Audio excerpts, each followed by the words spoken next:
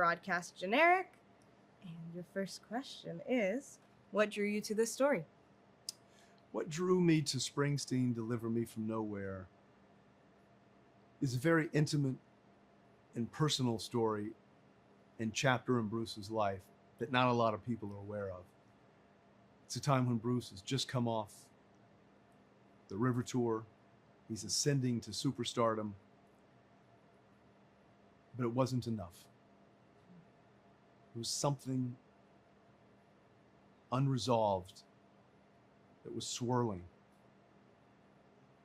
through Bruce's life at this time. He moves back to New Jersey into a rental house in Colts Neck, New Jersey, and he faces the unresolved childhood trauma and anguish that he'd been experiencing all of his life.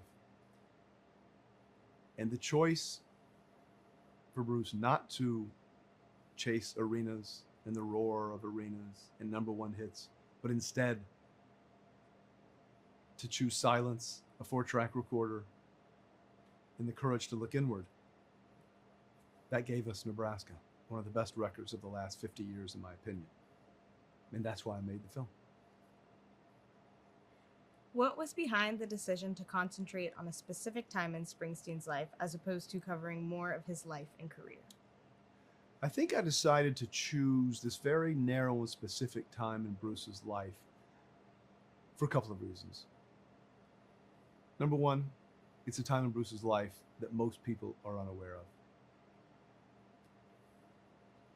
We know Bruce from Born in the USA, Born to Run, Darkness on the Edge of Town, Greetings from Asbury Park, Tunnel of Love, many, many others.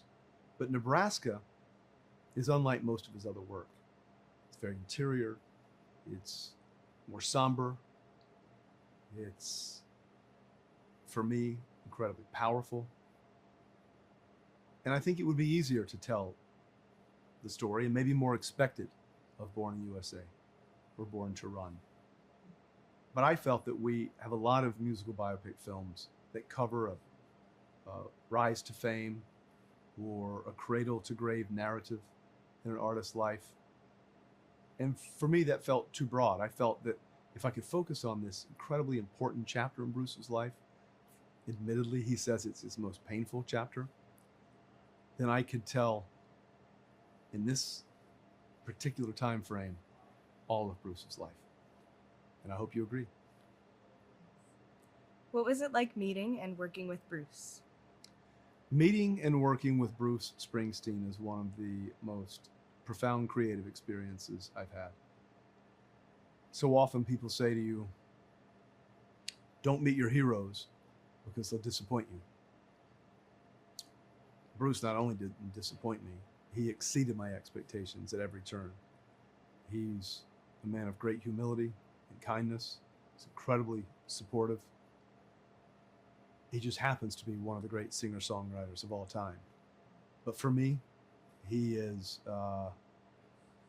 he's become almost like a father figure in some ways. And I'm so grateful that he's allowed me to tell this most vulnerable chapter in his life.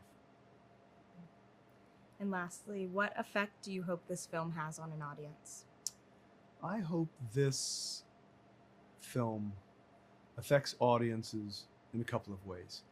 I hope if they're an ardent Bruce Springsteen fan, or if they're a casual fan, they'll go home after seeing the film, they'll sit in the dark, and they'll listen to Nebraska and really listen to it. Because for me, it's a record that I return to at my lowest and my highest, and it never disappoints. And I've listened to that album probably more than any other album that I've ever listened to. That's one reason. And I think the second reason is that people can see that Bruce Springsteen, a global icon, a legend, can suffer mental anguish and find the right help to get through it. That other men who don't know how to give voice to their pain or feel stigmatized in giving voice to their pain will seek out the help that might not only help them, but like Bruce, saved their life. And that's sometimes the power of cinema, that we see ourselves in these stories.